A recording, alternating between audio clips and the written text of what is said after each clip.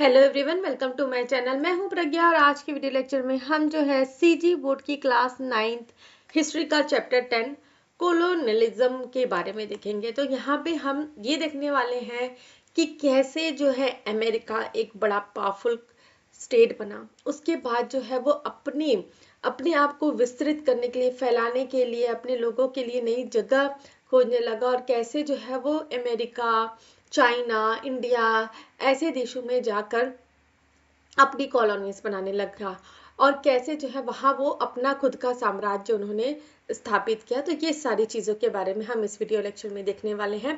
तो स्टार्ट करेंगे। अगस्त 15 1947 is a historic day for us.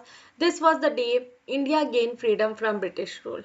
अब सबको पता है, हम सबको पता है, हम इंडिपेंडेंस डे मनाते हैं अगस्त 15 अगस्त को। और 1947 15 अगस्त 1947 में के दिन जो है हमारा देश जो है ब्रिटिश के रूल से आज़ाद हुआ था। ऑन जुलाई 4 1776, ठीक है, 1947 की बात हो रही है और यहाँ पे 1776 अमेरिका को इंडिपेंडेंस मिला था ब्रिटेन से। ऑन तो जुलाई 4 1776 America gain independence from Britain. So every year American celebrate July 4 as their Independence Day. So many countries in the world celebrate their Independence Day to mark the winning of freedom from colonialism. तो ऐसे ही बहुत सारी ऐसी countries है जो अपने आप को फ्री होने का एक जो टाइम था, डेट है, उसको वो सेलिब्रेट करती है, क्योंकि वो जो ये जो कॉलोनीज थे, ब्रिटिश के जो कॉलोनीज थे, वहां से ये मुक्त हो चुके थे, फ्री हो चुके थे। तो let look at the map below. It shows that except for Europe, most of the other countries in other continents of the world were colonized by some other countries in the past 200 years. तो अगर हम past 200 year 200 साल पुरानी बात करें, तो अगर हम मैप में देखेंगे तो सिर्फ और सिर्फ यूरोपियन कंट्रीज को छोड़ के बाकी जितनी कॉन्टिनेंट्स हैं, वहां पे जितनी कंट्रीज है, वहां पे जो है यूरोपियंस ने कॉलोनी स्टैब्लिश की थी। तो the map shows European countries establish there rule in many countries of Asia, Africa और अमेरिका। तो एशिया, अफ्रीका, अमेरिका के बहुत सारी कंट्रीज में जो है यूरोपियन कंट्रीज ने अपना दबदबा फैलाया था, कब्जा करके रखा था। If you wish to answer this question we must first understand two concept in social science. और अगर हमको ये जो क्वेश्चन है इनके आंसर देना चाहिए, हमको समझना है कि कोलोनिज्म होता क्या है, तो हमको दो कंसेप्ट जो है सोशल साइंस में वो बहुत अच्छे से समझना है। तो सबसे पहले है इंपीरियलिज्म एंड कोलोनिज्म। तो इंपीरियलिज्म क्या होता है और कोलोनिज्म क्या होता है? तो जब एक country, when a country establish its control over another country and exploit that country's resources for its own benefit, it is called an imperialist nation. तो ऐसी कंट्री जो वहां पे कब्जा करती है, जैसे कि हमारे कंट्री में ब्रिटिशर्स आए थे, तो ब्रिटिश क्या है, एक इम्पीरियलिस्ट नेशन है। क्योंकि वहां पे यहाँ पे उन्होंने इंडिया में आके जो है अपना साम्राज्य फैलाया, हमारे जो लोग हैं उनका शोषण किया, हमारे जो रिसोर्स है उनका शोषण किया। तो अपने बेनिफिट के लिए उन्होंने ये सारी चीजें की। तो क्या हो गया, ब्रिटिशर्स क्या हो गए, यहाँ पे इम्पीरियलिस्ट नेशन हो गए। वैसे ही the country it control is called colony. और जो कंट्री को कंट्रोल करता है, जैसे कि हमारे केस में अगर हम बात करें तो इंडिया क्या है, कॉलोनी बन गई। तो फॉर एग्जाम्पल इंडिया वॉज, वही एग्जाम्पल यहाँ पे दिया हुआ है, India was ruled by British, so Britain was an imperialist country and India was a colony. An imperialist nation reorganizes the economy of the colony and restructure its society to freely capital exploit it. तो imperialist nation क्या करता है, जिस country को वो अपने अधीन में रखता है, मतलब जहाँ पे वो अपनी कॉलोनी बना रहा है, तो वहाँ पे पूरी सोसाइटी को रीस्ट्रक्चर, पूरी सोसाइटी को डिफाइन करने की कोशिश करता है, वहाँ के रिसोर्सेज है उसको एक्सप्लॉइट करने की कोशिश करता है। तो पूरी तरीके से सोसाइटी, पूरी वो कंट्री को वो एक्सप्लॉइट करने की कोशिश करता है। तो दिस एक्सप्लॉइटेशन इम्प्रोसेस द कॉलोनी, और इस एक्सप्लॉइटेशन के कारण, इस शोषण के कारण जो कॉलोनी है वो क्या हो जाती है, बहुत ही कमजोर हो जाती है, वो बहुत ही मतलब दयनीय स्थिति में आ जाती है। As a result the colony does not have enough capital to invest in its own economic development, hence its growth and progress are stunned. तो इसका नतीजा क्या होता है, जो कॉलोनी है उनके पास खुद के इतने रिसोर्स नहीं रहते, इतने कैपिटल नहीं रहता उनके पास कि वो अपने इकोनॉमिक डेवलपमेंट के लिए कुछ कर सके। इससे क्या होता है, उनका ग्रोथ और उनका जो प्रोग्रेस है वो क्या हो जाता है, रुक जाता है। स्टन मतलब रुक जाना। This is not all, the imperialist nation try to change the way the people in the colony think so that they accept their colonial situation without protest. और इसके साथ साथ जो नेशन है वो क्या करने की कोशिश करता है, वो वहाँ के लोगों की सोच को पूरी तरीके से सोचने को कोशिश करता है, चेंज करने की कोशिश करता है, ताकि जब वो वहाँ पे कॉलोनी एस्टैब्लिश कर रहे हैं, अपना राज्य वहाँ पे एस्टैब्लिश कर रहे हैं, तो वहाँ के लोग उनके खिलाफ विद्रोह ना करें, वहाँ पे वो उनके खिलाफ कुछ बोले मत, विद्रोह ना करे, कुछ बोले मत, प्रोटेस्ट ना करे। तो जैसा कि हम ये सारी चीज़ें जो है हम अपने इंडिया के पॉइंट ऑफ व्यू से हम पहले देखते आ रहे हैं, क्लास 8 में हमने पढ़ा, 9th में भी हमने कुछ चीज़ें पढ़ी, तो ये चीज़ें हम देखते आ रहे हैं। But when the colony realises the problem created by exploitation of resource, it struggles to throw off the colonial yoke and become independent. लेकिन जब कॉलोनी की आँख खुलती है, उनको पता चलता है कि जो प्रॉब्लम्स उनके साथ हो रहे हैं, जो रिसोर्सेस उनके एक्सप्लॉइट हो रहे हैं, तो वो फिर स्ट्रगल करने की कोशिश करते हैं और एक आंदोलन छेड़ते हैं। और ये जो कॉलोनियल योग है ना, जो इनका दबदबा है, इनका वो जो यहाँ पे अपनी बस्ती बसा के रखे हैं, उनको वो हटाने की कोशिश करते हैं और इंडिपेंडेंट होने की कोशिश करते हैं। World history in last 300 years is all about how the developed countries of Europe established their colonies in Asia, Africa, Australia and America, and how this colony fought for their freedom. तो world history की अगर हम बात करें तो जो गुजरी हुए जो 300 साल है, उसमें यही चीज़ें हैं जहाँ पे एक पावरफुल कंट्री, कौन सी पावरफुल कंट्री, यूरोप। तो यूरोप ने क्या किया है, अपनी कॉलोनीज बनाई, कहाँ कहाँ पे, एशिया, अफ्रीका, ऑस्ट्रेलिया और अमेरिका। तो चारों कॉन्टिनेंट को पूरा अपने अधीन में रखा, और कैसे जो है यहाँ के लोगों ने इन कॉलोनीज के खिलाफ लड़ाई लड़ी और अपने आप को आज़ाद किया। In this chapter we shall study the process of colonialism and its impact on a global scale. We will first learn how Europe established its dominance over South America. तो इस चैप्टर में हम यही पढ़ने वाले हैं कि ये जो प्रोसेस है कॉलोनाइजेशन का, तो ये कैसे होता है, कैसे स्टार्ट किया जाता है, कैसे अधीन किया गया, तो ये सारी चीज़ें हम देखेंगे। तो सबसे पहले जो है हम ये देखेंगे कि यूरोप ने कैसे अपना जो है साम्राज्य, डोमिनिक मतलब साम्राज्य जो है वो स्थापित किया साउथ अमेरिका में। Then we will compare the European conquest of South America with the process of colonization in South and Southeast Asia, China and India. और फिर उसके बाद हम कंपैरिजन करेंगे जो साउथ अमेरिका का जो प्रोसेस था कॉलोनाइजेशन का, और जो साउथ और साउथ ईस्ट कंट्रीज जैसे कि एशिया, चाइना और इंडिया में, तो ये क्या डिफरेंसेस थे। तो सबसे पहले 10.1 में हमको देखना है colonialism and nationalism in south America. तो साउथ अमेरिका के पर्सपेक्टिव से हमको फर्स्ट देखना है। तो सबसे पहले है the discovery of new World. तो डिस्कवरी ऑफ न्यू वर्ल्ड क्यों कहा जा रहा है, क्योंकि पहले के लोग, जैसे कि हमको पता है कि पहले के लोगों को लगता था कि समुद्र क्या है, फ्लैट है, सॉरी अर्थ क्या है, फ्लैट है। तो हम मतलब बहुत इच्छा थी लोगों की ये जानने के लिए कि कहाँ तक वो अर्थ जाता है, अगर फ्लैट है तो जो कोना है वो कहाँ तक जाता है। तो इसलिए जो है जो सी वॉयजेस होते थे, जो सेलर्स हैं, वो समुद्र के रास्ते अलग अलग कॉन्टिनेंट्स तक जाना चाहते थे। तो बहुत सारी चीज़ें थी लोगों के मन में, तो वो एक्सपेरिमेंट करना चाहते थे, जानना चाहते थे, देखना चाहते थे कि वर्ल्ड कैसा है। तो इसको हम देखेंगे द स्पेनिश नेविगेटर। तो नेविगेटर मतलब जो समुद्र के रास्ते इधर उधर जाता है, जिसको इधर उधर जाने में इंटरेस्ट रहता है। तो Spanish navigator Christopher Columbus sailed with 3 ships across Atlantic Ocean in 1492 to find a sea route to India. तो क्रिस्टोफर कोलंबस जो है 3 ships के साथ अटलांटिक ओशन को पार करते हुए 1942 में निकले। क्यों निकले, ताकि वो एक सी रूट जान सके इंडिया के लिए, क्योंकि इंडिया उस समय बहुत पॉपुलर था, इंडिया के स्पाइसेस बहुत पॉपुलर थे, इंडिया का कपड़ा, बहुत सारी चीज़ें वहाँ, यहाँ के इंडिया को सोने की चिड़िया कहा जाता था। तो वो चाहते थे कि सी रूट वो लेके आए, मतलब खोजे इंडिया के लिए। He reach some island off the coast of America. और ऐसे सेल करते करते वो क्या पहुंचे, कुछ आइलैंड्स में पहुंचे जो अमेरिकन कोस्ट पे था। ही thought he had reached India, और उनको लगा कि वो इंडिया पहुंच गए हैं। तो इसलिए उन्होंने क्या किया, he name the islands the Indies and its inhabitants Indians. तो इसलिए वहाँ के जो आइलैंड है उसको उन्होंने इंडीज बोला, और वहाँ के रहने वाले लोग को इंडियंस बोलने लग गए। Today this islands are called West Indies. और आज की डेट में अगर हम देखें तो उन आइलैंड्स को क्या कहा जाता है, वेस्ट इंडीज कहा जाता है। Later it was discovered that the new continent was not India, but even today the native people of America are called Indians. तो बाद में पता चला कि ये जो नया कॉन्टिनेंट उन लोग खोजा है वो इंडिया नहीं है, लेकिन जो वहाँ पे रहने वाले लोग हैं जो अमेरिकन है, नेटिव पीपल है वहाँ अमेरिकन के, तो उनको आज भी इंडियंस कहा जाता है। नेक्स्ट है 10.1.1, तो इसी का पार्ट है। तो कॉन्क्वेस्ट ऑफ साउथ अमेरिका, तो साउथ अमेरिका में कैसे इन्होंने जो यूरोपियंस है उन्होंने कैसे कॉलोनी एस्टैब्लिश की, इसके बारे में हमको देखना है। Within a few years of Columbus voyages, European sailor explore the entire eastern coast of new continent that was named America. तो कुछ ही सालों बाद जो कोलंबस है उसने अपनी फिर से यात्रा की और उसमें यूरोपियन सेलर्स ने एक्सप्लोर किया क्या, eastern coast of new continent, और इसको क्या कहा उन्होंने, अमेरिका। द स्पेनिश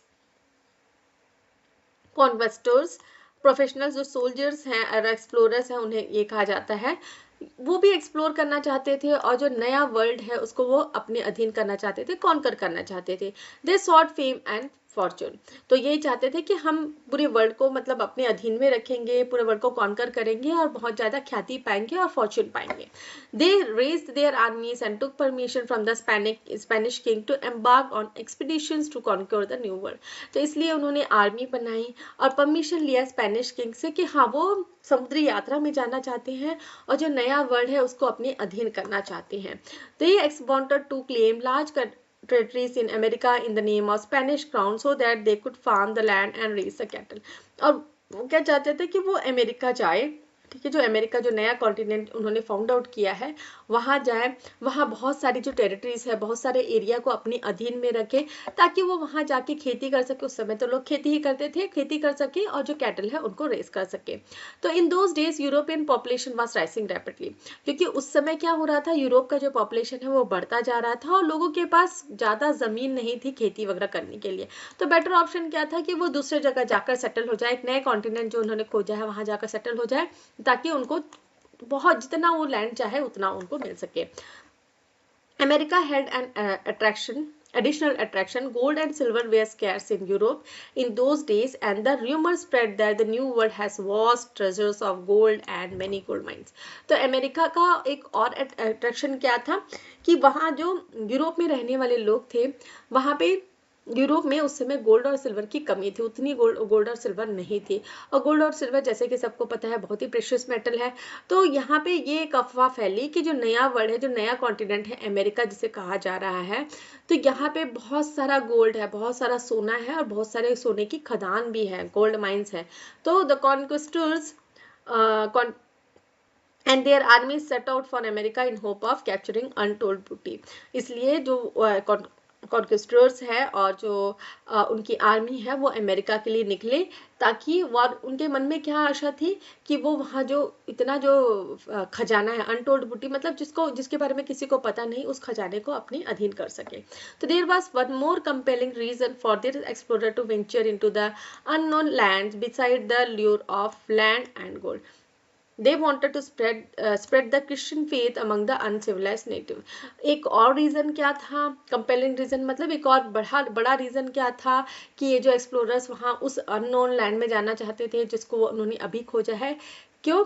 क्योंकि भाई लैंड तो था, गोल्ड भी था, मतलब वो जाके वहाँ पे खेती करना चाहते थे और जो गोल्ड है उसको अपनाना चाहते थे, गोल्ड है उसको अपनाना चाहते थे। लेकिन एक और चीज क्या थी, वो क्रिश्चियनिटी को स्प्रेड करना चाहते थे। वो चाहते थे कि वहाँ के जो अनसिविलाइजेशन नेटिव्स हैं वो वहाँ पे क्रिश्चियन फेथ को स्प्रेड करें। The Roman Catholic church dispatched its missionary priest to accompany the conquistadors and convert the local people. इसलिए जो रोमन कैथोलिक चर्च है उन्होंने वो जो सिपाही वहाँ साथ में जा रहे हैं और जो सिपाही उनके साथ में जा रहे हैं उनके साथ उन्होंने मिशनरी प्रीस्ट को भी सेंड किया ताकि वो वहाँ पे लोकल पीपल को क्रिश्चियनिटी में convert.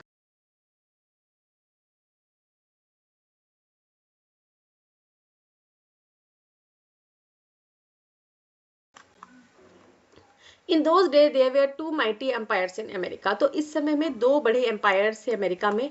The first was Inca empire which stretched from Peru to Chile in the Andes mountain range of South America.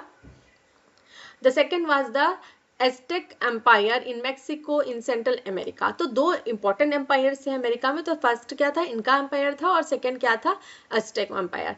तो इनका एम्पायर कहाँ से कहाँ था, पेरू से चिली, एंडेस माउंटेन के रेंज में साउथ अमेरिका में, और ये मेक्सिको सेंट्रल अमेरिका में।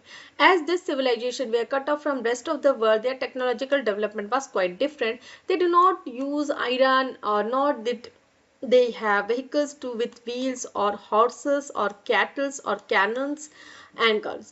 तो ये जो सिविलाइजेशन थी ये बाकी जो वर्ल्ड था उससे बहुत ही हटके थी, अलग थी। इनको बहुत सारी टेक्नोलॉजी डेवलपमेंट जो हो रहा था विश्व में उसके बारे में इनको बिल्कुल नॉलेज नहीं था। इनको आयरन का यूज़ नहीं पता था जो कि मतलब बहुत पहले से चला आ रहा था। ये व्हील्स के बारे में नहीं जानते थे, ये हॉर्सेस के बारे में नहीं जानते थे, ये कैटल्स के बारे में नहीं जानते थे, ये गोला बारूद तोप गन्स के बारे में भी नहीं जानते थे। They did not plow their fields but used hoes for tilling, growing different kinds of food grains such as maize and vegetables like chili, tomato, pumpkin, potato, etc. और इनको खेत जोतना भी नहीं पता था, इनको नहीं पता था कि प्लॉ कैसे किया जाता था, कि सिर्फ और सिर्फ क्या होस मतलब जो कुल्हाड़ी को यूज करके बस फूड ग्रेन्स वगैरह उगाते थे, जैसे कि मेज हो गया, वेजिटेबल हो गया, चिली, टोमेटो, ये सब चीजें। They lived in small villages in which most people were related to one another. और ये छोटे छोटे गांव में रहते थे जहाँ पे मोस्टली जो लोग हैं वो एक दूसरे से रिलेटिव ही रहते थे। And they have to do corporate labor for the king and the elite class whenever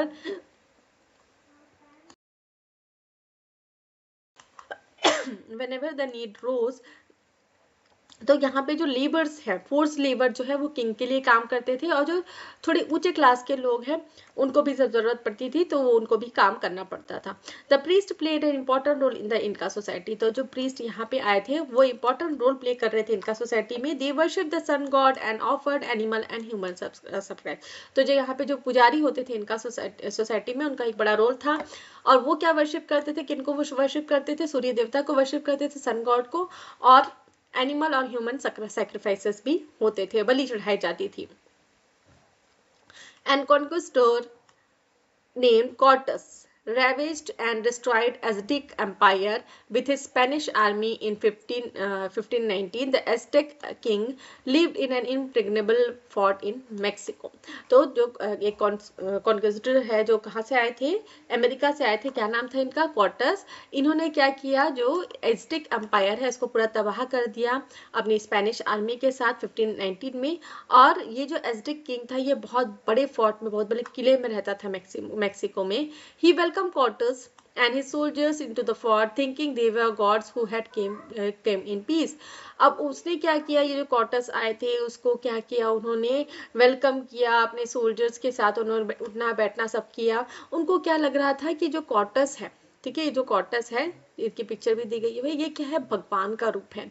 और उन्होंने इनको मतलब अपने पास में मतलब आके उन्होंने मतलब उनको भगवान की तरफ पूछा, तो आप समझ सकते हैं। But Cortes imprisoned the king in his own palace and his soldiers went on an rampage of plunder and bloodshed।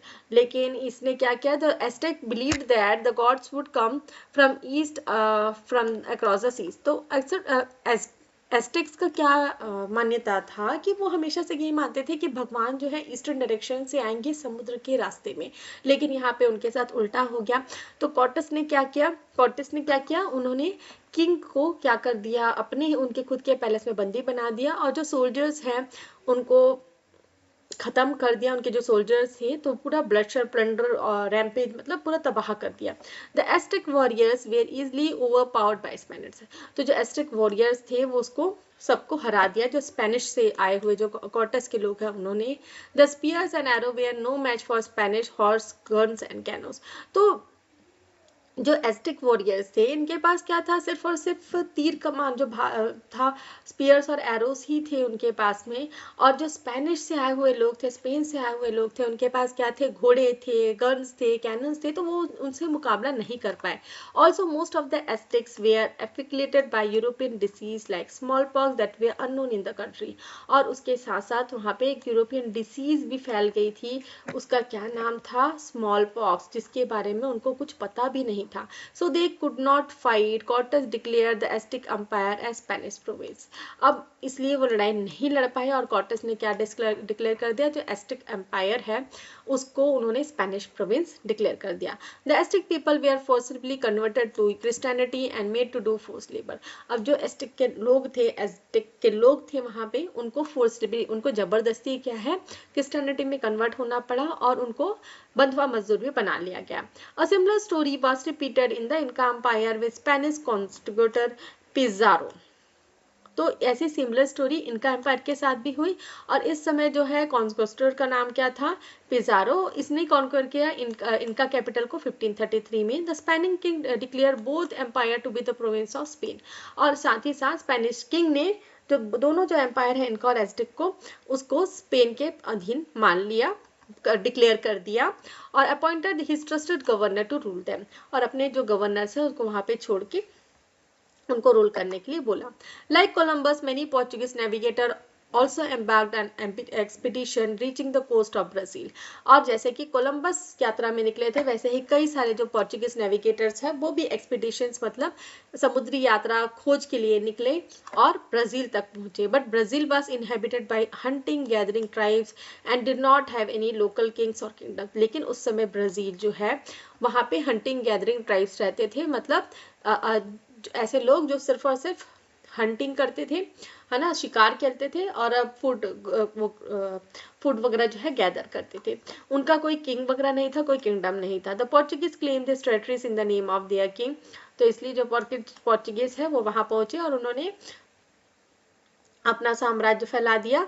A wave of Portuguese people that began settling in new colony to form the land. इसलिए जो यहाँ पे Portuguese लोग जो है वहां पे जाके सेटल होकर अपनी कॉलोनी बनाने के लिए लग गए.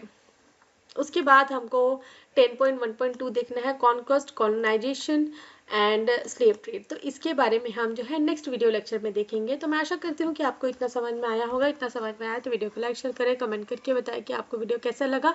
अगर मेरे चैनल के वीडियोस आपको पसंद आते हैं तो चैनल को सब्सक्राइब कर लीजिए, बेल नोटिफिकेशन को भी ऑन कर लीजिए ताकि जब भी मैं नए वीडियोस डालूँ तो आपको नोटिफिकेशन मिल सके. Thanks for watching.